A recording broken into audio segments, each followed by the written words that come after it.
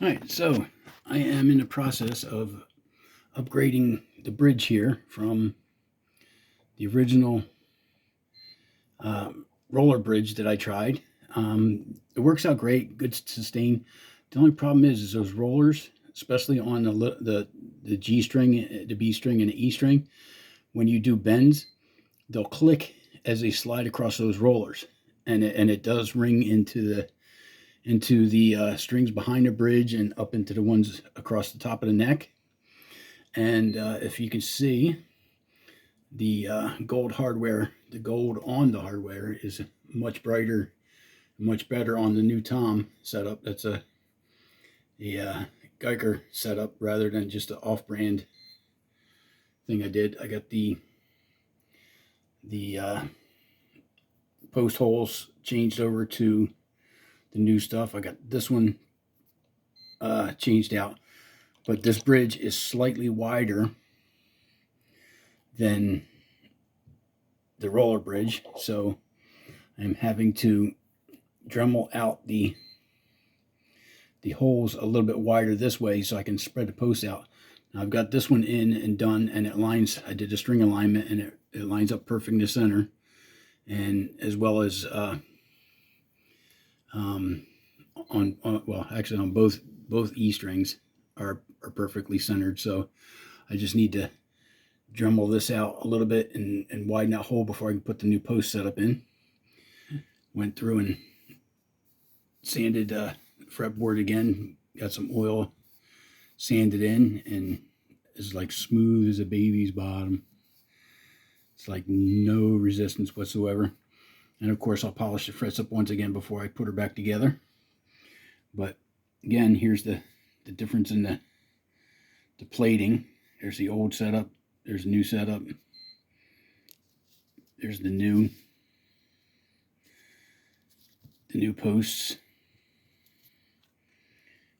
versus the old posts. That one's beat up because I used it to hammer in the other posts.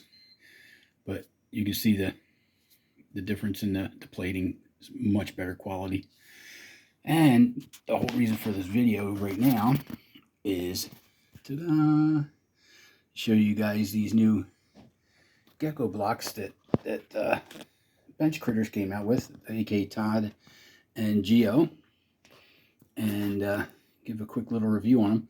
These have been sitting up, this guitar's been sitting up on here for almost a full week now, and one of the things I wanted to show was if using these and see if they would actually leave marks in the finish as well as do their grippy job. And as you can see, let me zoom out here. They ain't sliding, they ain't going nowhere. I mean, you can really riff on this thing pretty hard, and they don't go anywhere. I got another one out here under the neck to hold that up. You can see there's a little bit of pressure on there. So yeah, these are pretty grippy. I mean, on the crappy Walmart table, let's do this. I mean, they slide, but it takes a little bit of effort if you got any amount of weight on them. So they do work well on different surfaces.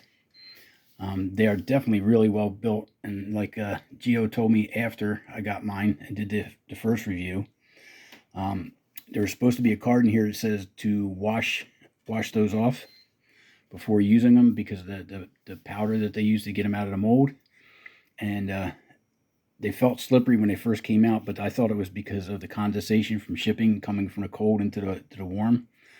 But Geo is right. Once you wash them, they do get much more grippier. So I am going to flip this guitar over, and we'll see if we have any marks or if these things stick to it. So let's see what we got. Let's see if I can do this one-handed.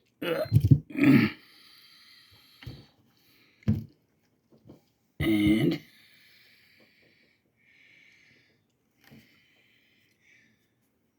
I don't know what that mark is, but that's not from the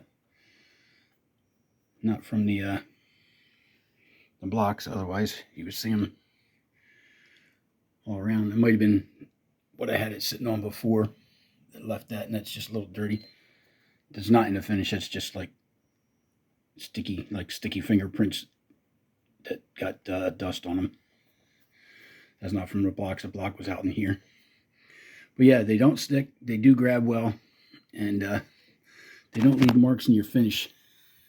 So even if you have them long term, and that's going to be about it. So definitely want to support our friends there. I mean, they do a ton of stuff for our community. So definitely well worth the investment on these. And like I said, you get 6 for about probably 2/3 of the price of regular bench cookies after I researched it. So they're even a really, really good value when you look at it financially. So support our brothers who support us.